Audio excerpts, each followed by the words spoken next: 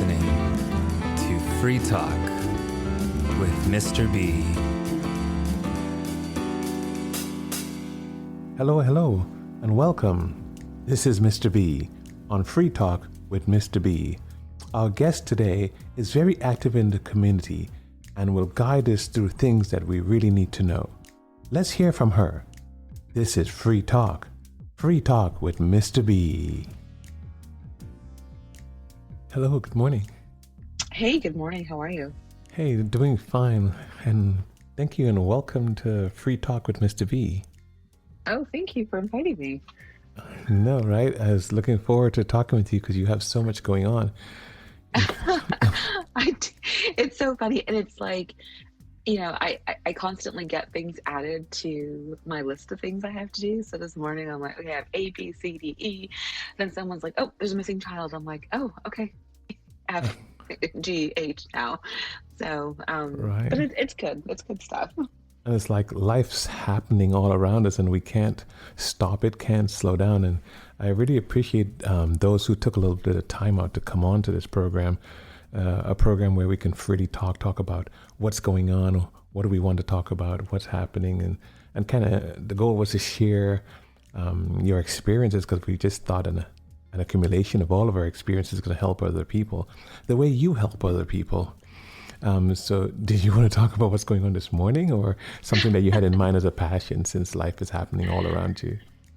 Well, I'll go back to this morning is, one of my teachers, she, sent me a text message and she was like, this was one of our former students.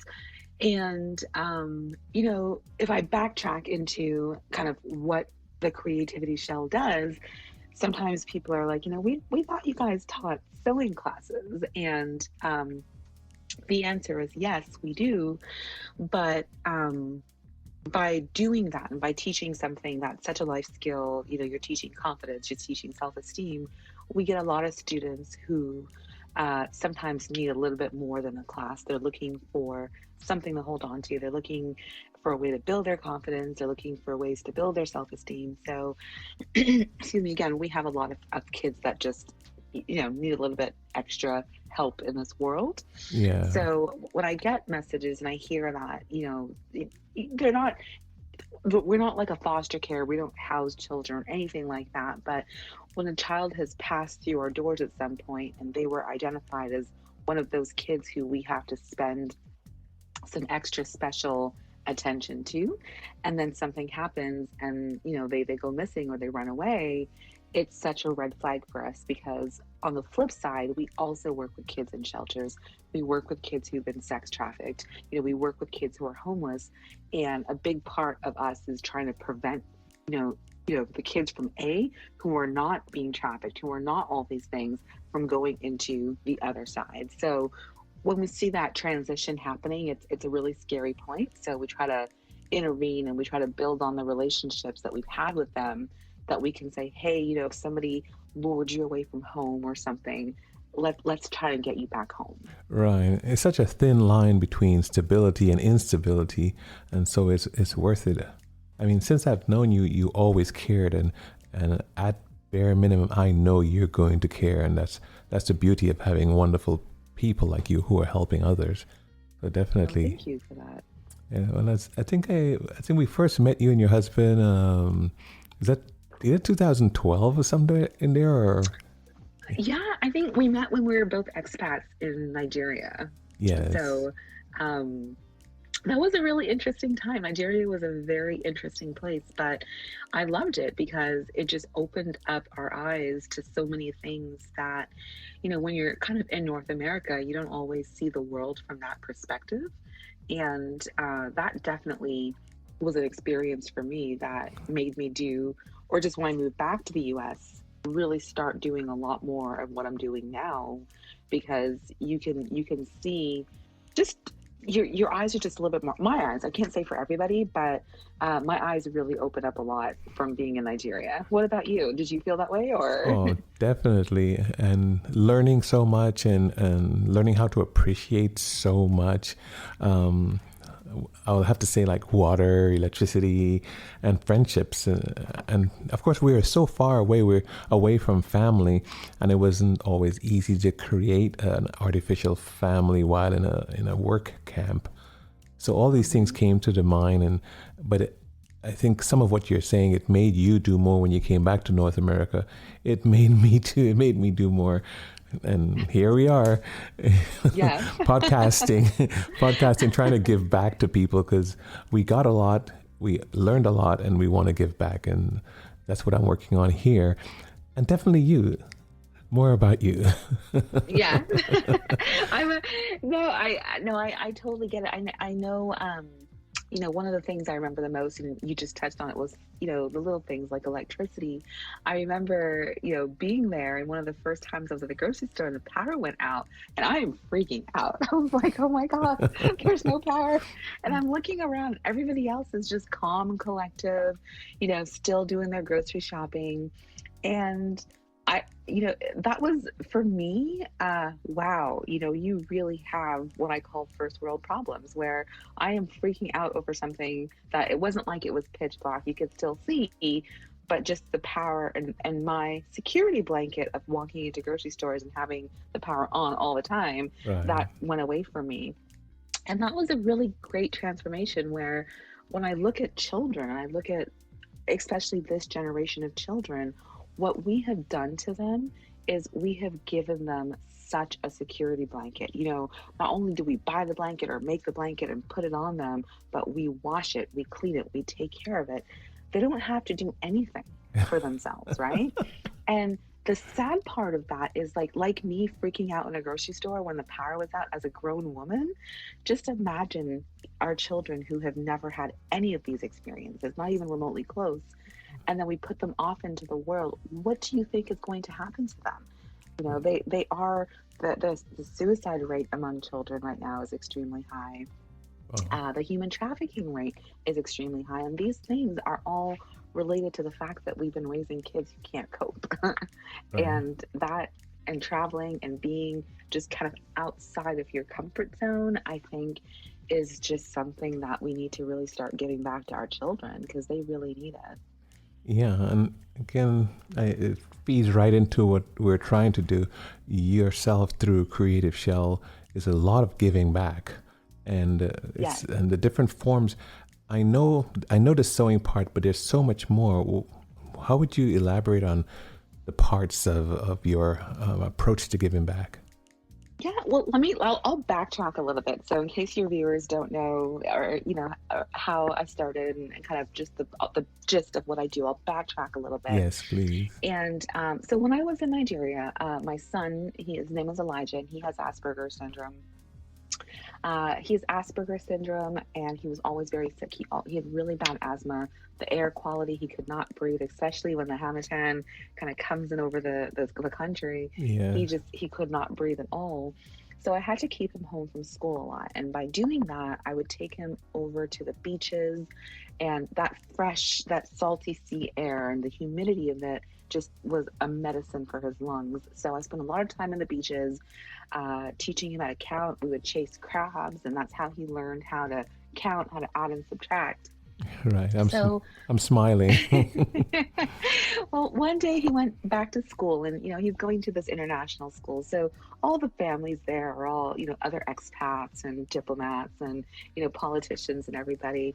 And they asked the kids in his class what made them happy. He was about in grade 1 at the time. And all the kids are like, I like my iPads, my vacations, my big house, and everyone's just kind of clapping like, yay, we're doing so great. And here's my son now. Not only is he, quote unquote, the American child who people kind of thought were a little bit off anyways, but he goes up there and he says, my name is Elijah, and I like to chase crabs. And some of my friends there were just like, why is your kid chasing crabs? And for me, though, I knew exactly what he meant. He liked to learn, and he liked to learn outside the box.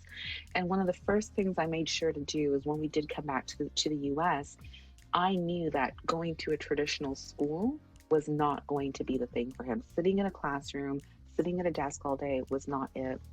So I went back to school. I mean, I'm trying to figure out, what does he need? I got a master's degree in educational psychology, which basically teaches me how to learn how children are learning and then how to put them into learning environments where they can learn better. Because it's something I've always naturally done anyways, hence finding Right. crabs for him to chase, learn how to count. But I wanted to do that on a larger scale, and that is how the creativity shell was basically born. The shell in there is actually a crab shell. That's what the Okay, memory very of it nice. is. Because people are like, oh, Shalancia, because that's your name. And I was like, it is a coincidence, but the shell is actually from the crab. Very So cool. I started. So one of my degrees is in costume design, and I love to sew. So I figured, can I use sewing as a medium to basically teach children how, to learn in different ways? Can we use it to teach math lessons? Yes, you can. You can use a quilting blocks. You're teaching fractions, you're teaching decimals, you're teaching so much, Yeah. and you're getting them to make it at the same time. So it's a very play-based education where they're learning, they're doing the practical skill, but they're also getting a lot of the fundamentals out of it too. Right. And the hand-eye coordination, all these things. So started doing that. It was working great, but the only children who could really afford to take my classes were children who had money. Because if you're teaching sewing, you're paying for fabrics and all this stuff. It gets really, really expensive. So I was like, hey, you know what? Why don't I form this into a nonprofit organization? Hopefully, I can get donations of things like fabrics and everything, where I can keep the cost low, and even have the ability to offer this experience to children who can't afford it. And we started doing that, and it started working out really great. And I'm a talker, as you can probably Oh tell. no, this is free talk with Mr. B, so it's not Mr. B's talking. No, I and my husband always jokes about it, because he's like, you meet the most random people, and you talk to them for 5 minutes and you know their entire life story. So I'm at the grocery store one day, and I meet this woman. I can't remember how I started talking to her, but she started telling me about sex trafficking. And I was like, oh, okay. This is what is sex trafficking? I didn't really know that much about it at the time. And I was telling her what I was doing and the sewing and everything. And she was basically like, you know what, if you could come and do this at our shelter, it would be fantastic. Oh, And I was wow, like, wow. sure, I'm in. So luckily, again, my name being Shalancia, I am one of the only ones in the world. So I had to get like an FBI background check and all these things, which took like 2 minutes, because I am literally the only Shalancia Daniel out there. Okay, cool. So Very nice. they, so they were, so I got clearance to find out where the shelter was. And I walked in there, with my sewing machines and everything. I was going to start teaching classes. And this is what really slapped me so hard in the face. I'm expecting, I don't know, women. I mean, they said it was teens and stuff. I'm expecting, 18, 19 at least. I see a little girl, and I thought that she was the child of one of the employees there. And she was maybe 11, 12, around there. And she was being sex trafficked. Wow. That was the extent of how the sex trafficking industry was going.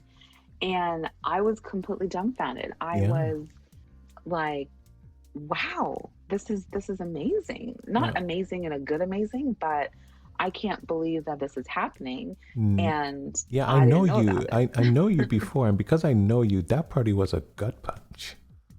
Yeah, Yeah, I yeah. think so. It really, I mean, wow. I mean, I have daughters. Like my kids, my girls now are 9 and 11, and I can't imagine for them to have a life like that, where they would be, being rescued from being sex Yeah. trafficked. Very, very emotional. Very, very gut It punch feeling. it really, oh my gosh, I still can't get, I mean, now that I do it more and more, I still can't get it out of my head though, because now that, you get in there, and the kids, I have a natural thing with kids. Kids really gravitate towards me. I'm very childlike. If you remember my scavenger hunts in Nigeria, I Yes. like to do stuff for kids. So But what makes it harder is that they really bond with me a lot. So things that they might not tell their therapist or the workers there, it's like, hey, Miss Shalancia. And I'm constantly like, okay, don't cry. Don't cry. Whatever you do not show emotion. Do not cry. Do not make this child feel as if, you know, this is so bad or something, because that hurts them. It really hurts them a lot. I remember one time we got a donation of an embroidery machine, and I was telling the girls, and this one little girl was like, someone donated this machine to us, and I was like, yeah. And she was like, did you tell them what we did? And it was so hard because I had to sit there and explain. And I'm not trying to be selfish, by the way, when I say it was so hard, because as hard as it is for me, I know it's even harder for them. Right. But it's trying to sit there and explain to them that, this is not your fault. People aren't going to hate you because of this. It's a really tough thing because they're still children. They're still so young. Their minds aren't even fully developed yet. And they know what their traffickers have told them, what people around them who may not have been so kind-hearted have told them. And trying to change that mentality is really hard for them Yeah. to And believe you and trust you. the trust Yes. issue comes up quite a bit too. Yes, and the trust issue. I did a talk on this law that we're trying to have changed called luring. And trust is a funny thing because it can be used for you and it can be used against you. Like, I'm not sure if you heard what luring is, or if you want me to explain some more about Oh, it. I don't mind you. This is free talk, so you can get into it. I know I read your posting on it, but I would not have understand the impetus on it. You have that. I want that. Sure. Well, so when a child goes missing, right? They can be missing in some different ways. One, they can be kidnapped, and if they're kidnapped, you've committed a crime. It's a crime. Or if they've run away. When a child runs away, the resources that are available to children who are kidnapped, such as police searches, Amber Alerts, all these different media attention, they are not the same resources that are available for children who run away. So in the world of human trafficking, they have found a loophole in that, and that's called luring.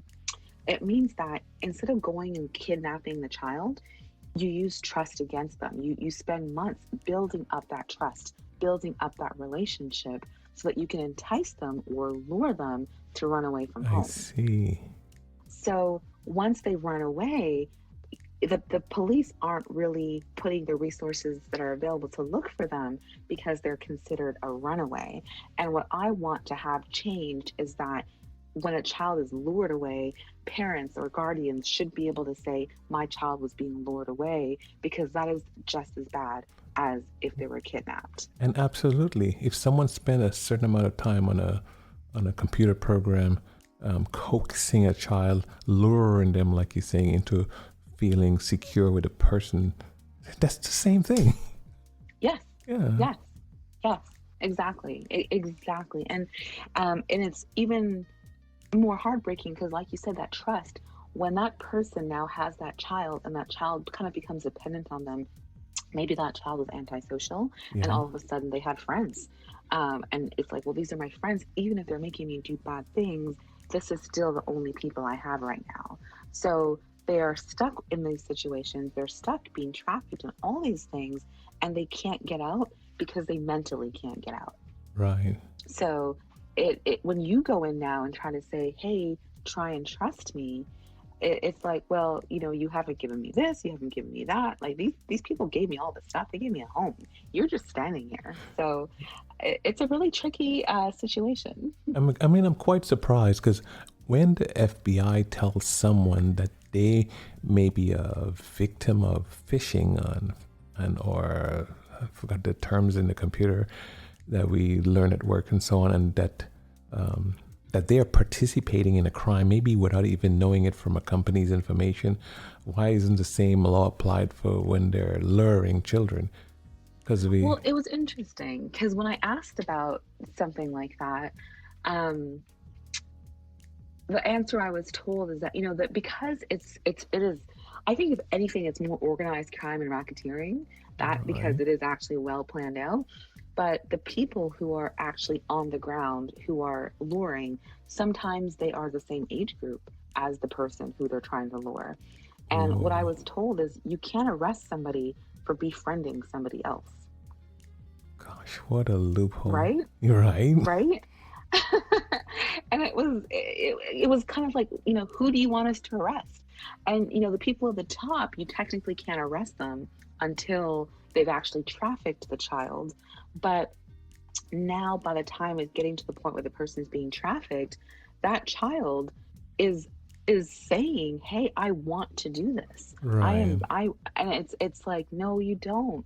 But it's like, yes, I do. And so you're now fighting against someone actually being brainwashed as Right, opposed right, to right. being sex trafficked or anything else. It's The, they've been completely the brainwashed. damage is already done. Yes. And Yes. I'm always hearing the Stockholm effect, where you become you start liking and or caring about your abductor Yes. in this sense without even knowing it.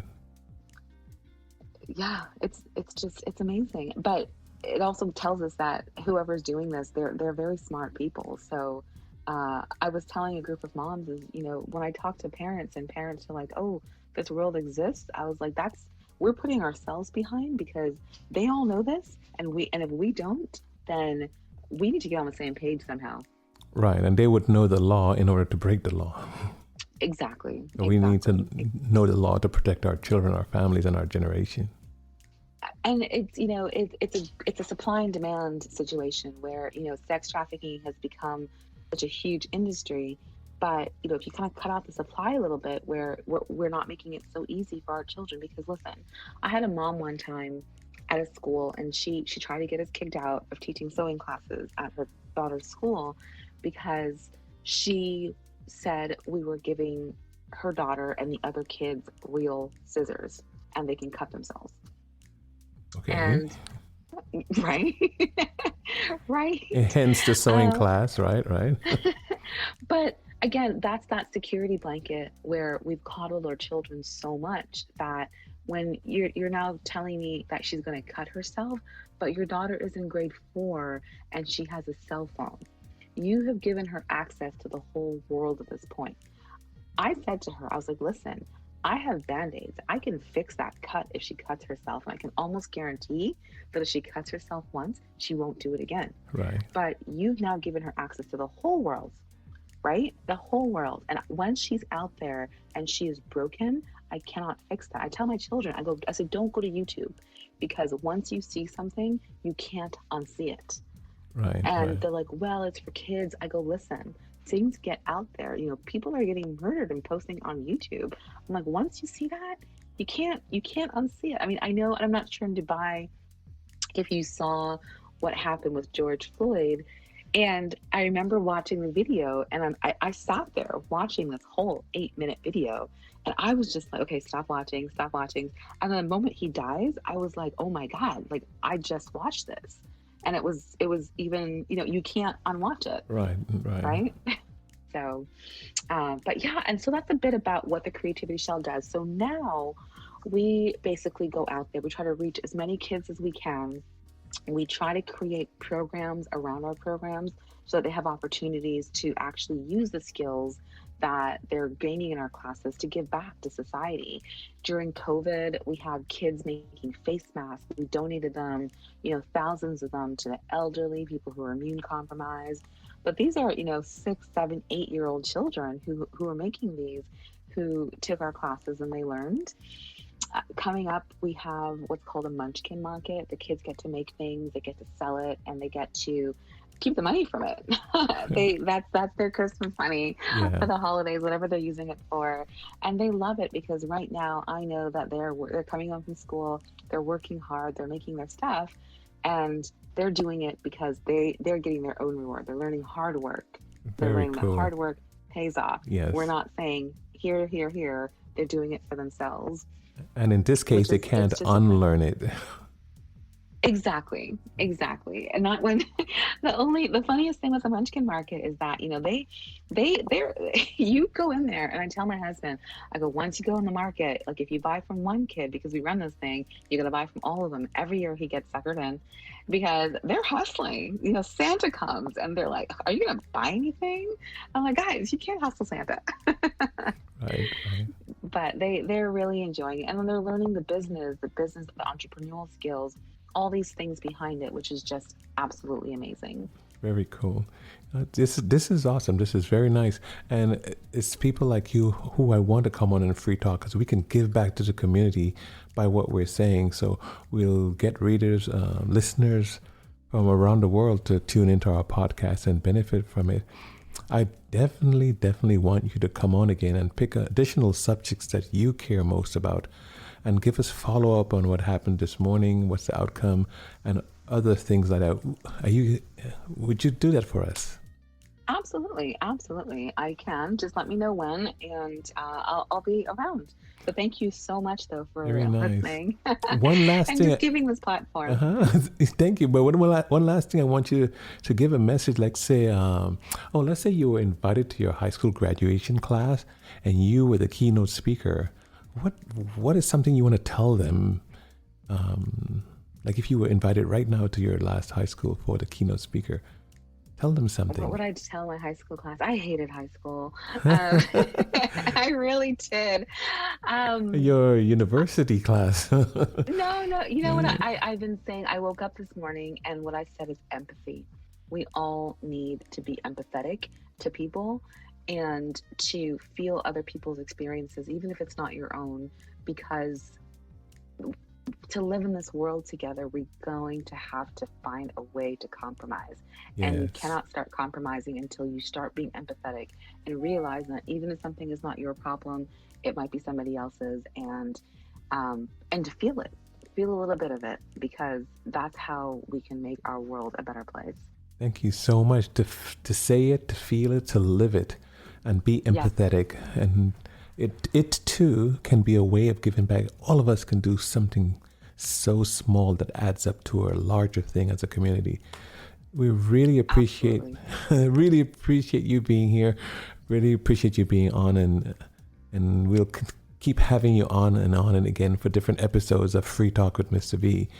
Thank you so much. Oh, please, yes, give my greetings to your husband. What a dear, kind man.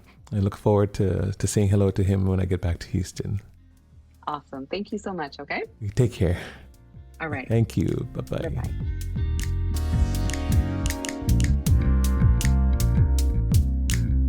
Thanks for listening to Free Talk with Mr. B. Please remember to subscribe and turn on notifications so you don't miss the next episode.